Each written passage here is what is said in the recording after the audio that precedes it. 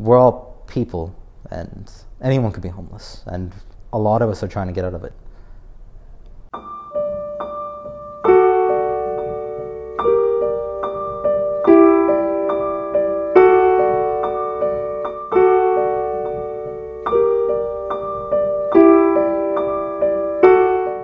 I'm Alex Conrad. I'm 23 years old and I was born in St. Albert.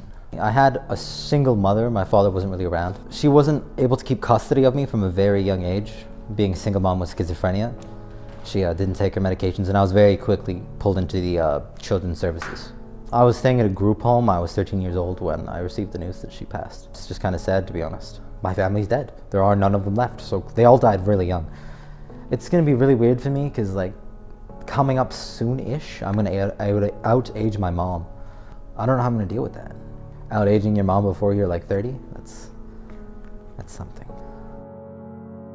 The crowds you find yourself in social services, group homes, foster homes, they're not always the most welcoming, foster homes in particular. You kind of feel like a paycheck, like, because they have their own children as well, and you kind of feel like lower beneath them. Group homes are a different matter. You're with the rambunctious kids, you're with the kids that foster homes didn't want, so just naturally you fall into those crowds, partying, drugs, from a very young age. I'd say the first time I was like full-on homeless was when I was 18, because I didn't have the backup support from social services. There was just me and, well, the city. It's felt kind of normal. I feel like that's why it's been so hard to escape, is because that is my normal. Not having a home, not having somewhere to be. There's the Yes, but there's also the Hope Mission, which I've also stayed at. Every morning you're kicked out of there at like 7 in the morning. And a lot of the people use the libraries to stay warm, to stay entertained. They read, they play chess, they go on the computers and browse Facebook for hours on end.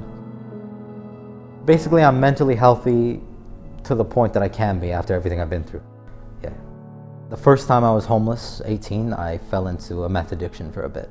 It was pretty brief, just a few months before I ended up in a relationship with someone, and she essentially told me pick. And so I did, and I didn't slip, I didn't relapse for about 3 years. It was recently that happened again, and I slipped, but I beat it again. I'm 2 months sober. But yes, I definitely struggled with that, and it's definitely something that can drag you down again. I'm not diagnosed with anything besides depression. I'm quite worried though, because everyone else in my family ended up being diagnosed with schizophrenia. So occasionally I do get worried about that, especially given my past drug use. Keep going out for jobs, you keep going and going and going and having no luck. Getting your foot in the door when you're homeless is really difficult. You don't have a phone number to be reached by, you don't have the best hygiene options, but Yes provides that. I'm gonna be completely honest, they do help a lot. It's a double-edged sword. I'll start with the positives. In the winter, I don't freeze to death. That's been nice. They set you up with a lot of resources. They're very dedicated.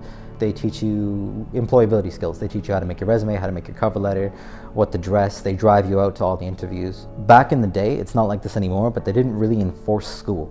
So you could come here and be like 16 and just chill here all day. They help the people that want to be helped, but it's also risky because you're surrounding these youth that want to be helped with youth that just don't care and want to be homeless. I want to be a librarian, actually.